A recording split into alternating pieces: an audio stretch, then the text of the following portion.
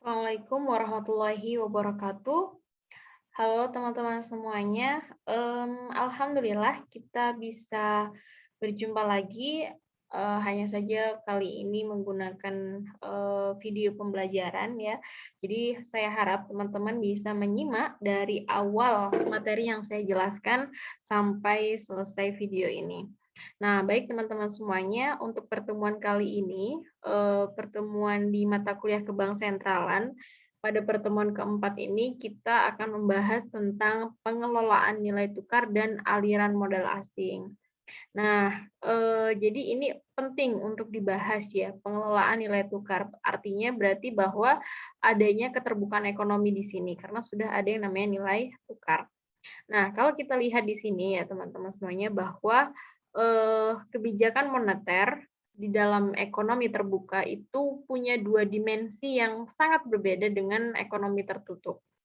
Nah, apa saja dua dimensi itu? Yang pertama yaitu adalah terdapat pengaruh lalu lintas devisa dari aktivitas perdagangan dan investasi nasional. Nah, ini yang nantinya akan terlihat pada neraca pembayaran gitu ya. Yang kemudian ini akan mempengaruhi jumlah uang beredar yang nantinya akan dimasukkan dalam variabel moneter. Jadi artinya bahwa apa namanya, salah satu dimensi dari keterbukaan ekonomi gitu ya di dalam kebijakan moneter ini yang pertama dilihat dari devisa dan aktivitas perdagangan internasionalnya. Nah, ini yang terlihat pada neraca pembayaran gitu ya, yang mana ini juga apa namanya akan mempengaruhi bagaimana jumlah uang yang beredar di suatu negara. Jadi itu kenapa kalau berbicara masalah jumlah uang yang beredar itu tidak hanya jumlah uang beredar dari kegiatan atau aktivitas domestik saja, tidak gitu ya. Tetapi yang termasuk dalam JUB itu sudah termasuk di dalamnya bagaimana aktivitas perdagangan internasional ya. Jadi sudah masuk di dalam JUB-nya itu. Lalu kemudian yang kedua, apa dimensi yang kedua yaitu adalah terdapat pengaruh nilai tukar gitu ya. Baik karena faktor luar negeri ataupun faktor domestik. Nah, ini yang juga menjadi apa namanya dimensi di dalam ekonomi terbuka. Jadi sudah jelas sekali bahwa ekonomi terbuka dan ekonomi tertutup itu sangat berbeda gitu ya. Bisa dilihat dari dua dimensi ini.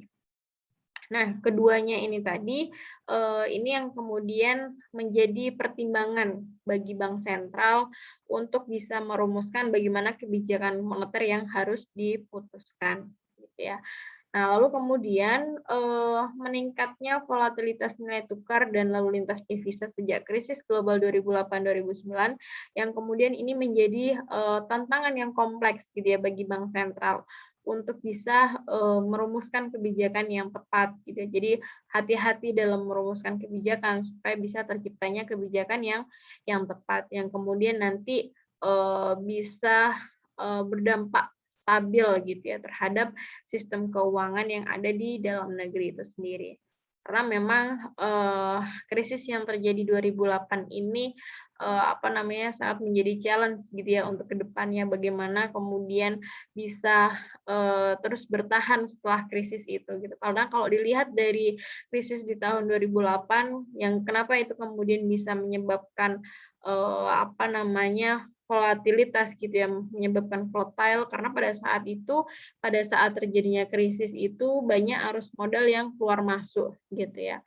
Nah, sehingga ini akan berpengaruh terhadap cadangan devisanya dan tentu ini sangat yang kemudian menjadi kenapa itu volatile gitu ya, naik turun dengan, tajam seperti itu. Maka ini harus hati-hati dan ini menjadi challenge bagi, bank sentral untuk bisa merumuskan bagaimana kebijakan yang tepat ke depannya.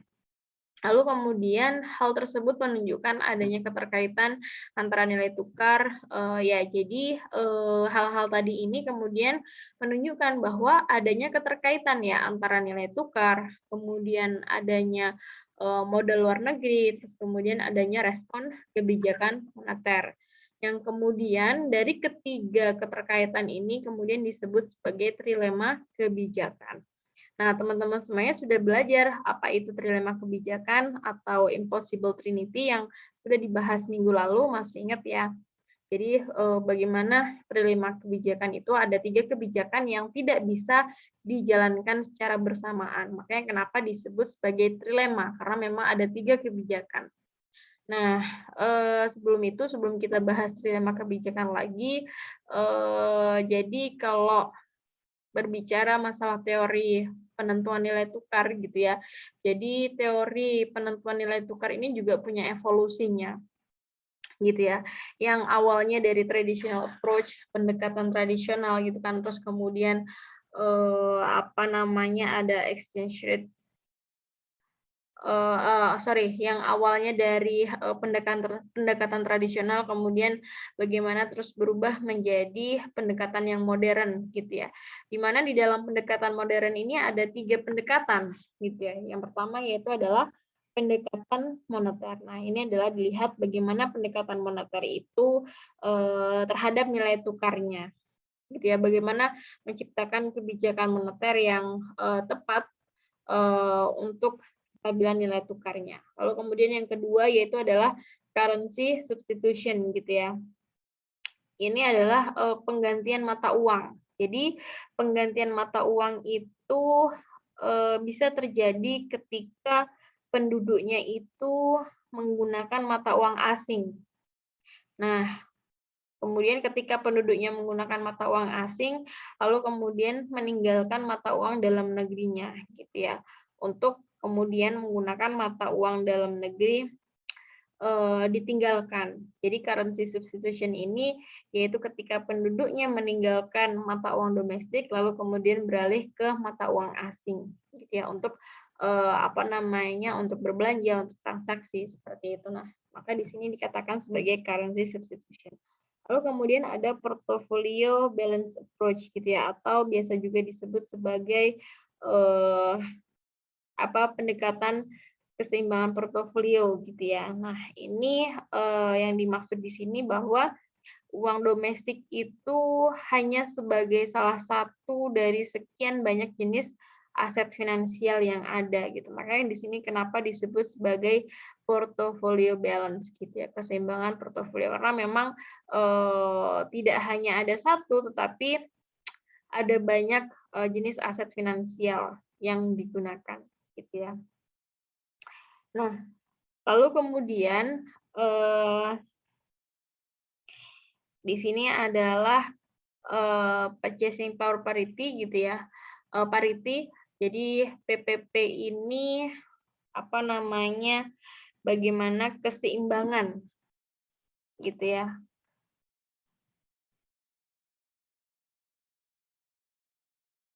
Ya, jadi PPP di sini adalah keseimbangan kemampuan berbelanja gitu ya, atau paritas daya beli biasanya disebutnya.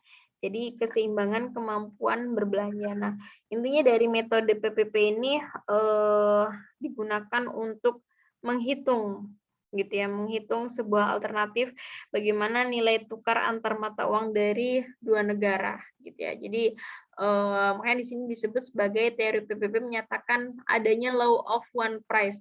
Ya, ada hukum one price gitu untuk berbagai produk yang diperdagangkan secara internasional.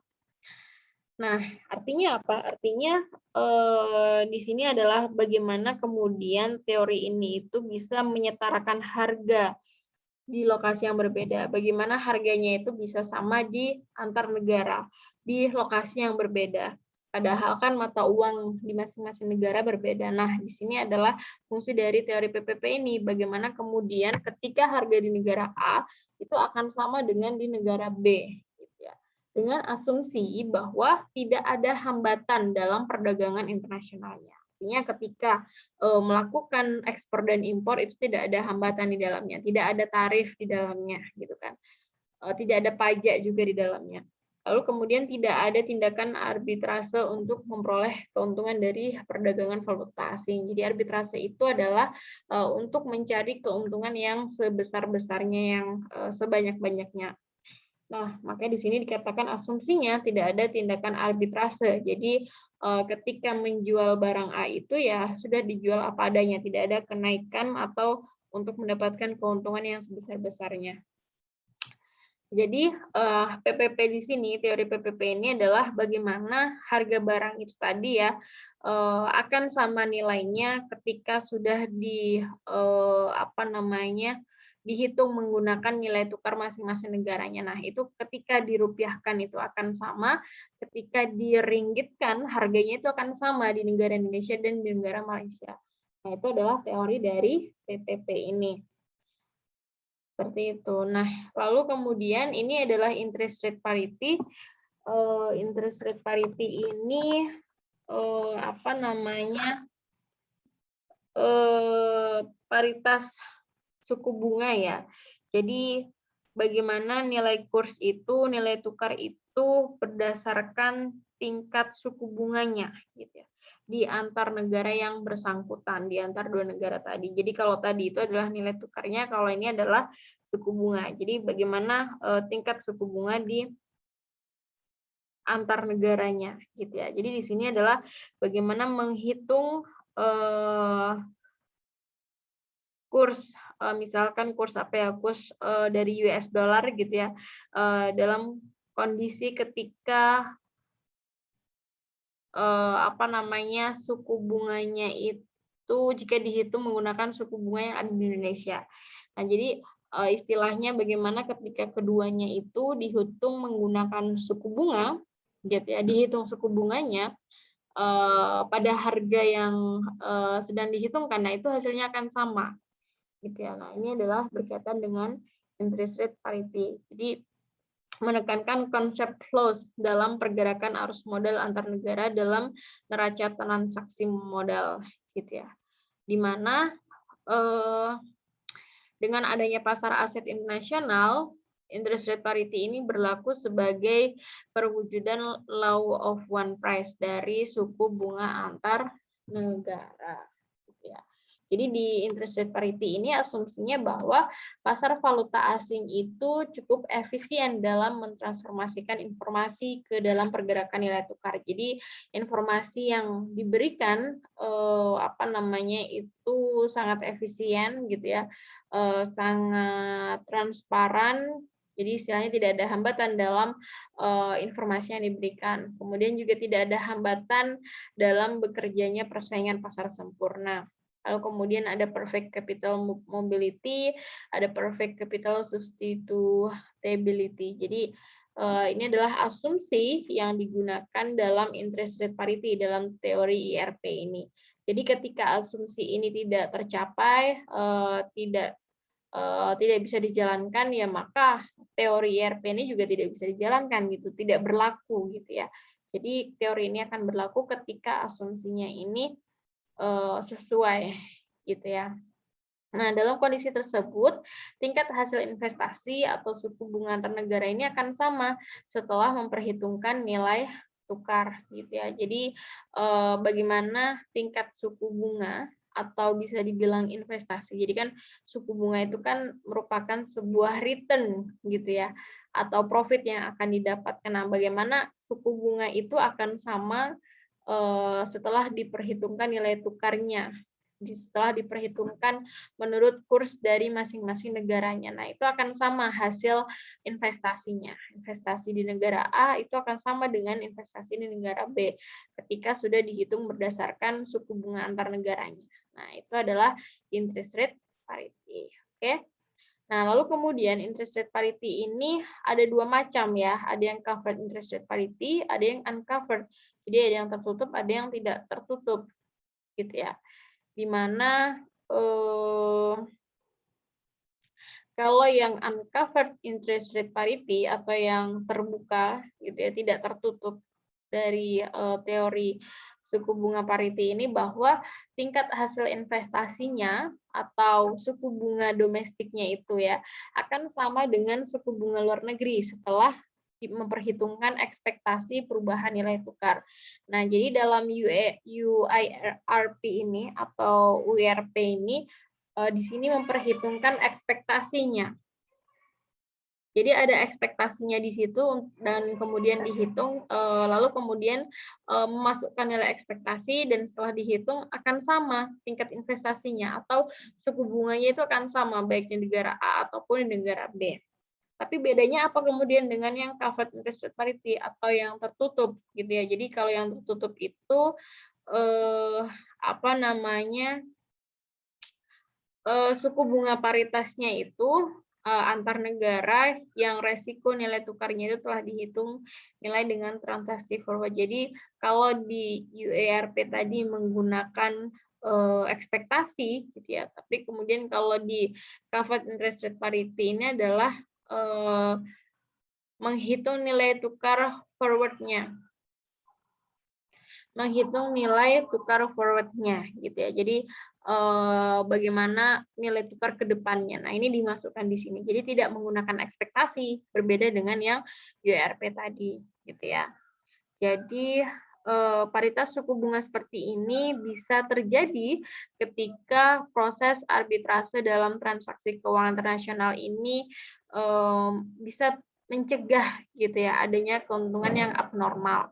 Jadi dengan adanya seperti ini maka bisa mencegah terjadinya arbitrase untuk apa namanya mendapatkan keuntungan yang abnormal atau keuntungan yang berlebihan gitu ya. Seperti itu.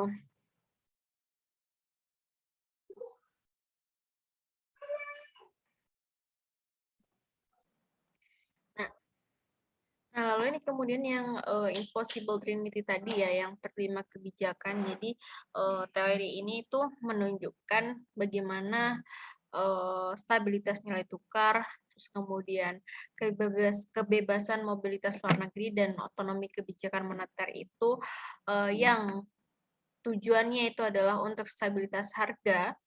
Jadi ini merupakan sebuah apa namanya tujuan gitu ya, tujuan untuk menstabilkan harga di dalam domestik di suatu negara gitu ya. Jadi ini kan artinya ada 3 tujuan. Nah, 3 tujuan ini atau 3 kebijakan ini apa namanya tidak bisa dicapai secara bersama-sama, tidak bisa dicapai sekaligus gitu ya. Nah, oleh karena itu hanya ada 2 pilihan yang bisa diwujudkan sesuai dengan yang kita bahas pertemuan minggu lalu ya. Jadi bahwa di sini ada 3 kebijakan tadi, independent monetary policy atau apa namanya otonomi kebijakan moneter, lalu kemudian free flow of capital, kebebasan mobilitas luar negeri, dan stabilitas nilai tukar atau fixed exchange rate. Ya, jadi di mana di suatu negara itu hanya bisa memilih salah satu sisinya. Apakah sisi sebelah sini yang artinya menjalankan kebijakan berupa independent monetary policy dan fixed exchange rate, tapi kemudian dia tidak bisa menjalankan kebijakan free flow of capital gitu ya. Ataukah suatu negara tersebut akan menjalankan sisi kebijakan yang sebelah kanan ini gitu ya, ataukah justru yang bawah segitiga ini. Nah, karena memang ketiganya ini tidak bisa untuk dicapai secara bersama-sama. Jadi hanya ada 2 kebijakan yang bisa dicapai gitu ya. Jadi artinya ketika suatu negara itu kemudian dia menerapkan kebijakan stabilitas nilai tukar gitu kan, dan kemudian juga menerapkan kebebasan aliran modal luar negeri, artinya dia menggunakan sisi yang bawah ya kan, bawah segitiga ini. Nah, maka untuk otonomi kebijakan moneternya sulit untuk dicapai gitu ya. Karena besarnya pengaruh arus modal luar negeri itu terhadap perkembangan uang beredar dan inflasinya tidak mudah untuk dicapai. Nah, oleh karena itu apa namanya akan sulit untuk mendapatkan kebijakan moneter yang stabil seperti itu ya. Lalu kemudian bagaimana ketika suatu negara itu menggunakan arus modal luar negeri, arus modal, dan kemudian otonomi kebijakan moneter gitu ya. Artinya kan dia menggunakan sisi yang sebelah kanan. Nah, maka apa yang terjadi dengan fixed exchange rate-nya? Maka apa namanya perkembangan nilai tukarnya di suatu negara tersebut akan cenderung berfluktuasi gitu ya. Karena memang tidak ada kebijakan atau tidak bisa terjalankan dengan baik untuk exchange rate-nya seperti apa. Jadi ada salah satu yang harus dikorbankan.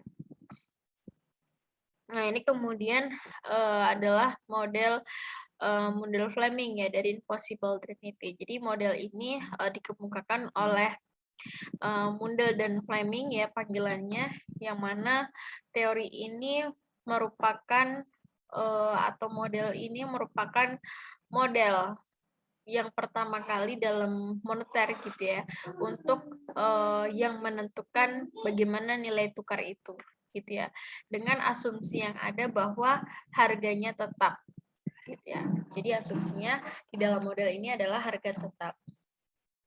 Nah, jadi model Fleming ini dia menggunakan pendekatan ESLM, tapi ESLM yang ekonomi tertutup ya, jadi hanya ada ESLM, tapi dia menambahkan keterbukaan ekonomi di sini, gitu ya, yang sesuai dengan teori di PPP dan URP. Jadi model Fleming ini dia mengembangkan dari model ESLM yang kemudian dia tambahkan ekonomi terbuka gitu ya. Maka kenapa di sini terdapat NX gitu ya. NX ini kan ekspor dikurangi dengan impor. Jadi kegiatan aktivitas internasionalnya. Karena memang model Fleming ini adalah model namanya juga model untuk penentuan nilai tukar ya. Jadi sudah ada keterbukaan ekonomi di situ karena berkaitan dengan nilai tukar. Kalau berbicara nilai tukar ya berarti ada kegiatan internasional di situ. Nah, jadi di sini dia menggunakan pendekatan ESLM dengan menambahkan keterbukaan ekonominya. Jadi terlihat di sini ya, Y sama dengan C plus I plus K ditambah NX. Jadi NX di sini adalah yang menunjukkan keterbukaan ekonominya atau ekonomi terbukanya. Nah, terus kemudian di sisi lain bahwa keseimbangan di pasar valuta asing itu menunjukkan bagaimana keseimbangan neraca pembayarannya gitu ya. Jadi neraca pembayaran ini dilihat dari BOP sama dengan CA plus KA gitu ya. Di mana CA itu adalah neraca perdagangan, lalu kemudian KA itu adalah neraca transaksi modal. Sehingga untuk bisa mendapatkan neraca pembayaran itu adalah neraca perdagangannya ditambahkan dengan neraca transaksi modalnya. Seperti itu. Nah, jadi analisis dari model Fleming ini dia lebih difokuskan kepada bagaimana faktor-faktor yang bisa menentukan nilai tukar itu.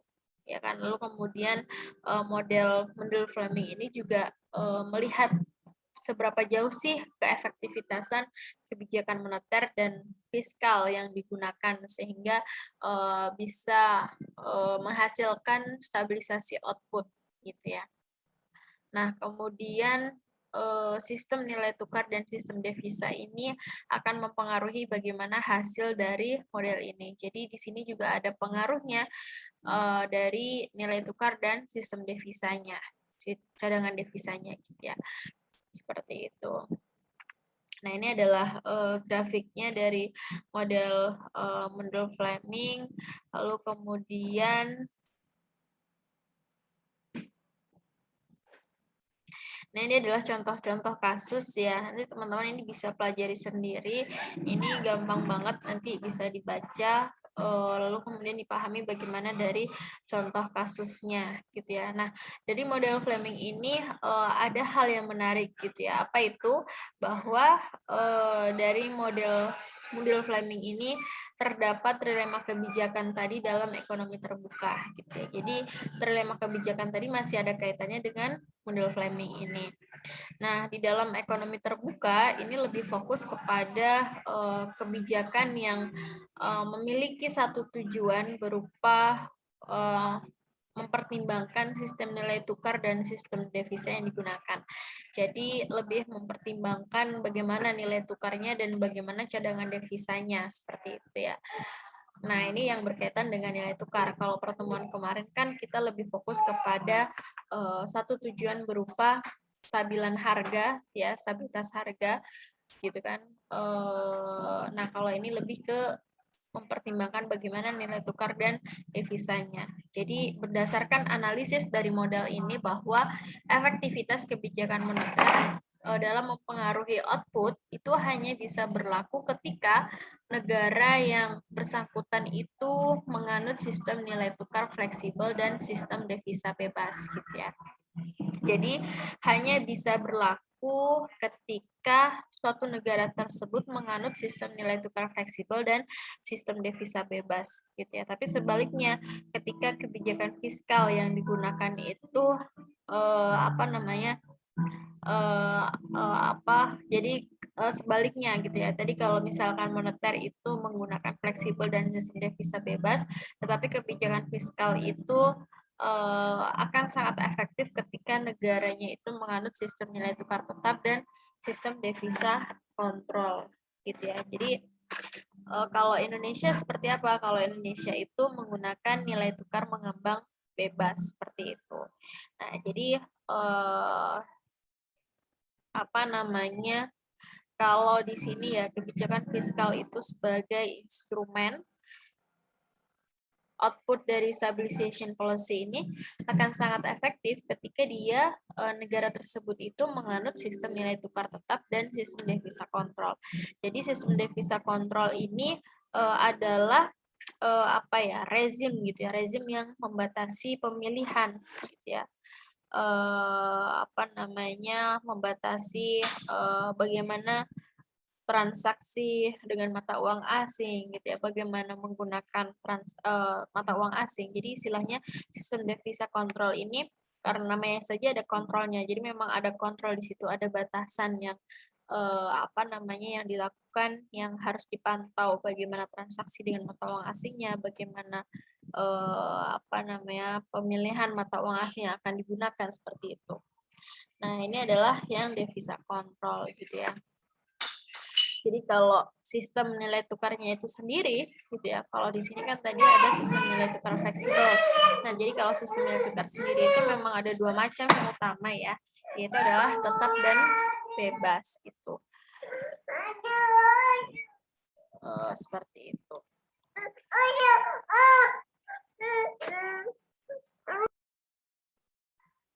Oke, jadi karena materi nilai tukar ini sangat banyak sekali, jadi saya cukupkan sampai di sini. Jadi minggu depan, pekan depan kita akan lanjutkan materi kita masih berkaitan dengan pengelolaan nilai tukar dan aliran modal asing. Oke, sekian dari saya. Terima kasih. Wassalamualaikum warahmatullahi wabarakatuh.